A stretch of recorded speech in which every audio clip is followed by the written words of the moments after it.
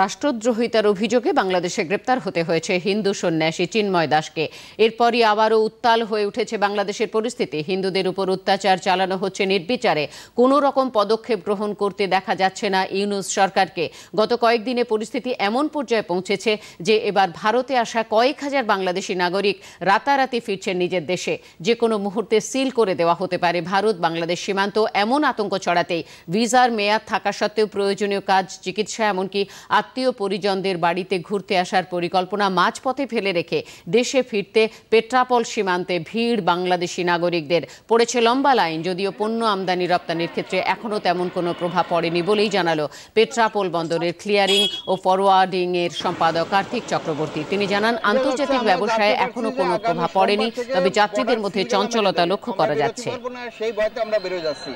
আমাদের ভারতে আত্মীয় স্বজন রয়েছে, আমরা তাদের সাথে যোগাযোগ করি, কিন্তু এই যে কথাটা করলো, আমি গতকালকে আসছি, আজকে আমার চলে যাচ্ছি আছে আত্মীয় স্বজন রেখে। এই যে বর্তমান যে ইউনূস সরকার, এনজিও সরকার, এ এসে মনে করতেছে ভারত মনে হয় আমাদের সর্বনাশ করতেছে। হ্যাঁ, এরা বলে এক করে এক, বলে ইলিশ মাছ দেবো না, সেই ইলিশ মাছ আবার টনকে টন দিচ্ছে, বলে অমুক জিনিস দেবো না, আবার টনকে টন সেই জিনিস দিচ্ছে। এরা মানে কি করতেছে আল্লাহ জানে।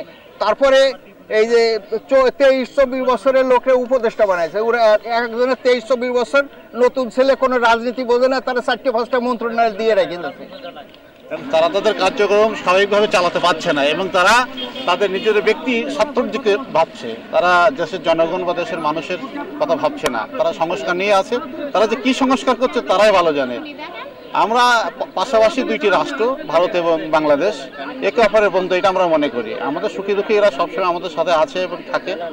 আমি বাংলাদেশের নাগরিক হিসাবে আমি বলবো যে আমাদের কখনোই উচিত না যে একটা দেশকে কটূক্তভাবে কথাবার্তা বলে সেই দেশকে উস্কি দিয়ে বা সেই দেশের সরকারকে উস্কানিমূলক বক্তব্য প্রদান করে তাকে উস্কানি হোক বা তার বিরূপ প্রভাব আমাদের সাধারণ বাংলাদেশের যে জনগণ আছে আমাদের উপরে পড়ুক, এটা আমাদের কাম্য না।